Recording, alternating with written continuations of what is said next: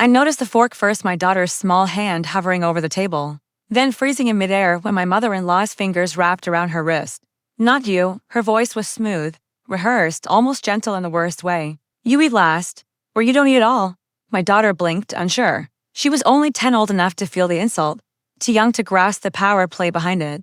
The table was crowded, plates steaming, laughter hanging stiff in the air. My father-in-law didn't even glance up. He kept carving the roast like it was some kind of ceremony. House rules, he said, bored. My wife sat across from me, eyes lowered, hands folded neatly in her lap. She didn't move. She didn't speak. My daughter swallowed hard, cheeks turning red as she pulled her hand back and stared at the empty space, where her plate should have been. The whole table stayed silent. That's when something inside me snapped, not loudly, not dramatically, just a clean, final break. She eats with me, I said, voice calm and flat, or we don't eat here at all. Every head turned. They thought I was being dramatic, soft, emotional. They had no idea what I already knew. They had no idea what I'd watched happen. I hadn't started out suspicious. I was just exhausted. Grateful for helpful grandparents who said they wanted to turn her into a proper young lady. That was my wife's phrase, shape her. Then came the day my daughter came home looking dimmer, smaller. They said I'm ungrateful, she whispered, because I took the bigger slice by accident.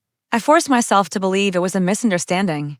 My wife insisted they're just strict. It's their generation. I wanted to believe her. But then it became little things. Her favorite hoodie disappeared and was replaced with a dress she hated. Her art project suddenly went missing at family dinners. Her seat kept drifting farther from the center, and my wife always stood between us, not physically, but emotionally. Don't make a scene. It's one night. Can't you just let it go? She'd plead. One night, she didn't know I was watching. She was on her phone in the hallway, door barely cracked, voice low and sharp. He babies her. She thinks she's special. Just do what you have to do. She needs to learn. Something cold settled in my chest, not anger yet, just understanding. My wife wasn't stuck in the middle. She was part of it, feeding them stories, feeding them my daughter. So I stopped pushing back. No yelling, no arguments, just silence. At the table, I let the jokes at my daughter's expense land without flinching. When my mother-in-law sighed, "No wonder she's so entitled," I smiled like I agreed. Let them believe they were winning. At home, I upgraded the Wi-Fi router. The new app showed every device connected. My in-laws used group chats. They complained. They schemed. My wife's phone connected to their network almost every day. Patterns formed. Then I slipped a small voice recorder into my daughter's backpack just for her visits, just to calm my mind. But calm was the last thing I got. The first recording shattered me. Put that down. You don't get to serve yourself first, my mother-in-law snapped. Look at your cousin. She's polite. Your father spoils you. He makes you think you matter. Then came my wife's voice, soft but cooperating. She needs to understand she's not the center of the world. Keep her in line. He won't do it. Not my name. Not my husband, just he.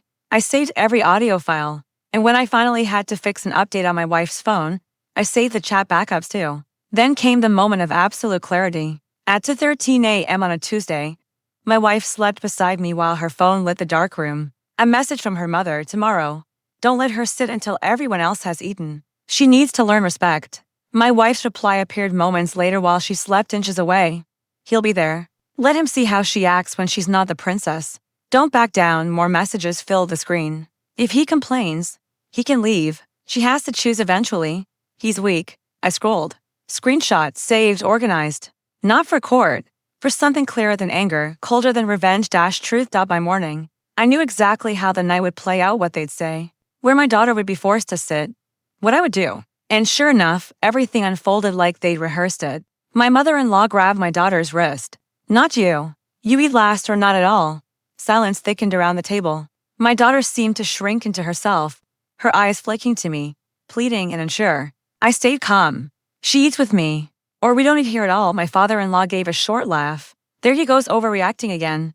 I nodded once, lifted the remote, and tapped the button. No one even noticed the TV until it lit the wall.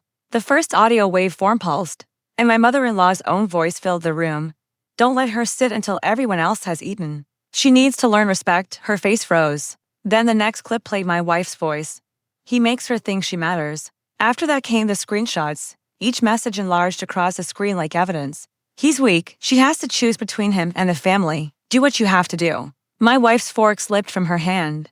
This is private, she whispered. No, I said. This is what you do to a child when you think no one is watching. My daughter stared at the screen, then at the faces around her. Something inside her shifted, not broken, just waking up. I stood, pulled her chair back gently. Come on, I said quietly. We're done here. My mother-in-law finally found her voice. You can't just. I met her eyes. Watch me, we left their untouched plates behind. Their words still crawling across the TV like insects. At home, I made my daughter a simple dinner, eggs and toast. Nothing fancy, just safe. She looked up at me and asked, Are you mad at them? I thought for a moment. No, I said. I'm done with them. Her shoulders loosened a little. She didn't have the vocabulary for betrayal, yet she just knew where she felt protected. The next day, I called a lawyer. Not to fight for them, to remove them, to shield her.